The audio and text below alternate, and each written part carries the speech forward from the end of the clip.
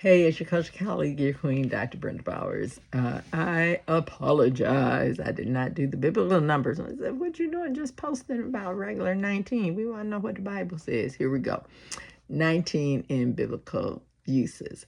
The English word 19 is used for the number 19 is recorded 3 times in 3 King James Bible verses. The word is found once in the book of Genesis, and then in Joshua, and then in 2 Samuel. The meaning of 19, which is the combining of 10 and 9, revolves around God's perfect order concerning judgment. His perfect order concerning judgment. The names Job and Eve, if we substitute the letters for numbers, they too add up to 19. How is 19 related to Israel? The United Israel Kingdom split 2 places under the death of Solomon.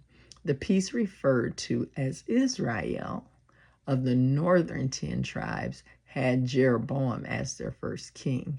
Judah's first king after the split was Solomon's son, Rehoboam. During Judah's history as a known kingdom, which ran from 930 to 586 BC, it was governed by 19 men and 1 woman. The woman, Queen Athaliah, was a particularly considered devilish ruler who was in power for roughly 6 years.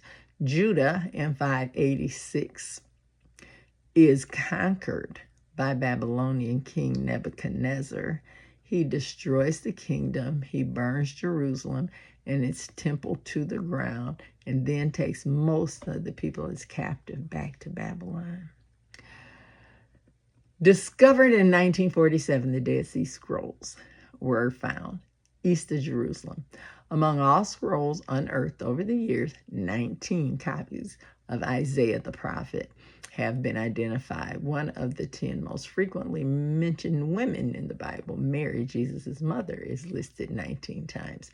In the Old Testament, the biblical chapters of Leviticus 5, Deuteronomy 25 and 26, 2 Samuel 10, 1 Chronicles 22, 2 Chronicles 10, 15, 17, Nehemiah 5 and 6, Psalm 51, 80, 116, Isaiah 63, Jeremiah 1 and 35, Hosea 4, Nahum 3, and Habakkuk 3 contain 19 verses in the King James translation. In the New Testament, the chapter Hebrews 3, 1 Peter 4, and Revelation 11 have 19 verses. Nahor, who was the father of Terah, lived 119 years after he begat Abraham's father. He lived to the ripe old age of 148. A civil war existed after David was made king under Judah. David's commander, Joab, and his men battled Abner and his forces, who wanted Saul's son, Ishbosheth, to rule all of Israel. In one battle, 12 of Joab's soldiers fought 12 of Abner's men. It's really a fascinating story to read. Abner's 12 men are badly beaten in the battle. Abner, while fleeing Joab's army, ends up killing Asahel, Joab's brother, in order to escape. But although David's army lost 19 soldiers, not including Ahaziel in the pursuit, Abner forces lose 360 men. Then Joab returned from following Abner. When he had gathered all the people together, 19 men and Asahel were missing from David's servants. What happened to them? And they had to give an account. Prophetically, the Israel tribe of Naphtali received 19 cities with their villages as part of their inheritance of the promised land. Found in Joshua 19:38, their gift of land from God was in the northmost part of what would become Israel.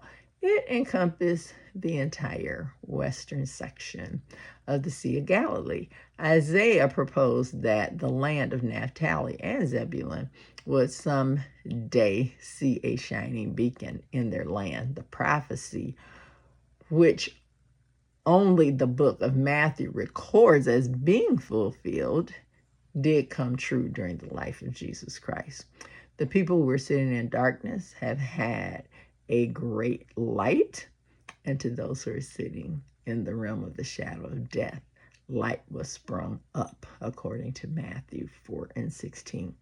The fulfillment of this prophecy related to 19 occurred when Christ, who had lived in Nazareth all his life, moved at the age of 30 to the Galilean city of Capernaum. Once in the city, he started his ministry and began to preach the gospel. You can read that in Matthew's account, the 4th chapter, verses 14 through 17. The Hebrew calendar is the inspired method of determining when God's annual feast days should be kept. It was the calendar that Jesus, the apostles, and the early church considered the authoritative calendar concerning when to keep such celebrations as the Passover, Pentecost, Feast of Trumpets, Yom Kippur, Calendar of Christ and the Apostles is what it would often be called, and it was revised in 2004. The method of tracking time is based on repeating time cycles of 19 years. The Hebrew civil calendar adds an additional month, making 13 months total in years 3, 6, 8, 11, 14, 17, and 19 in each of these cycles. Such leap periods are necessary in order to help the lunar and solar years stay in sync. Postponement rules are also used to describe the first day of each of those civil years. So you think about the scientific effort put in place to make sure that life continues as homeostatic as possible, meaning with as little change as possible. You have people who are constantly looking at the change, and any of those changes that create a blip or a blurb, are they sufficient enough to actually change a rule in our elements? It's just very interesting. Each year takes 19 days to observe the annual holy days. These commanded yearly celebrations are the Passover, Days of Unleavened Bread, Pentecost, Days of Trumpet, Day of Atonement, Feast of Tabernacle, and the Last Great Day. There are 81 words and phrases in the Bible's original language that are recorded exactly 19 times. 19 is a prime number, which we talked about. The prime numbers before it are 2, 3, 5, 7, 11, 13, and 17. And those that follow it are 23, 29, 31, and so on. Other key things here. Psalm 19, written by David, declares that the heaven and earth, and everything else humans see in a living testament to the existence, glory, and power of God. The Apostle Paul reiterates this fact in Romans 1:19 when it writes, because that which will be known of God is manifest among them, for God has manifested to them. And on day 19 of our month of 8 and our year of 8, I had you read that Psalm 19 for your meat, because it is such an incredible song that was written by David, and it prepared us to go into our 20, which was what we're getting ready to do today. So now, is your queen, is your coach, is your colleague, is your friend, Dr. Brenda Bowers.